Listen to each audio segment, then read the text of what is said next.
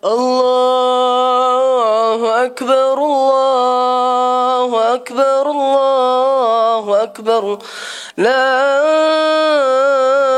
ilaha illallah, Wallahu Akbar, Allahu Akbar, walillahil hamd. Tujuan ibadah kurban bukan hanya sekedar menyembelih hewan, mengulitinya, lalu memakannya. Tujuannya bukan sekedar banyak-banyakan daging. Tujuan ibadah kurban jauh lebih besar daripada itu semua. Ibadah kurban Allah Subhanahu wa ta'ala syariatkan untuk kita sebagai langkah awal, sebagai latihan buat kita untuk terbiasa dengan pengorbanan-pengorbanan. Mengingat hidup adalah pengorbanan, ibadah adalah pengorbanan. Sepanjang hidup kita harus berkorban.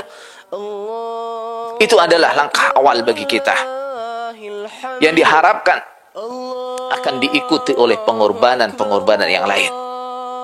Pengorbanan untuk memperbaiki diri, pengorbanan untuk meningkatkan kualitas diri, pengorbanan dalam mendidik anak, pengorbanan dalam menjaga keharmonisan rumah tangga, pengorbanan dalam menjaga hubungan baik dengan kerabat, dengan tetangga, dengan teman, pengorbanan dalam menjalankan misi dakwah, amar ma'ruf nahi mungkar, dan pengorbanan-pengorbanan yang lain. Jika kita pernah mendengar atau membaca sendiri cerita tentang kejayaan umat Islam di zaman dahulu, tentu kita sadar, tentu kita harus ingat, itu semuanya bukanlah kejayaan yang mereka dapatkan secara cuma-cuma.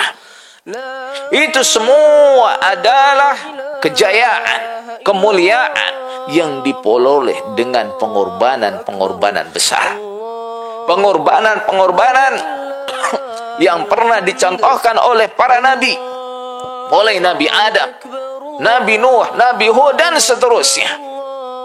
Dan tentunya pengorbanan yang terbesar yang dicontohkan oleh Rasulullah sallallahu alaihi wasallam, yang telah mengorbankan dirinya, hartanya, dan semua yang bisa beliau korbankan di jalan Allah Subhanahu wa ta'ala.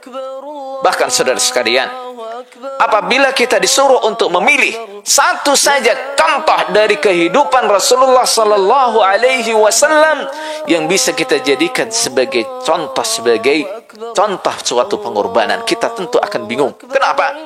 Karena seluruh hidup Rasulullah sallallahu alaihi wasallam, seluruh yang beliau lakukan adalah pengorbanan.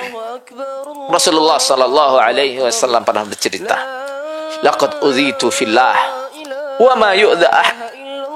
Sungguh aku telah disakiti di jalan Allah Subhanahu wa ta'ala dengan macam yang tidak seorang pun pernah disakiti dengannya. Wa ukhiftu fillah wa ma yukhafu ahad. Dan aku pernah ditakut-takuti, diintimidasi, diancam dengan ancaman-ancaman, intimidasi yang tidak pernah dialami oleh orang lain.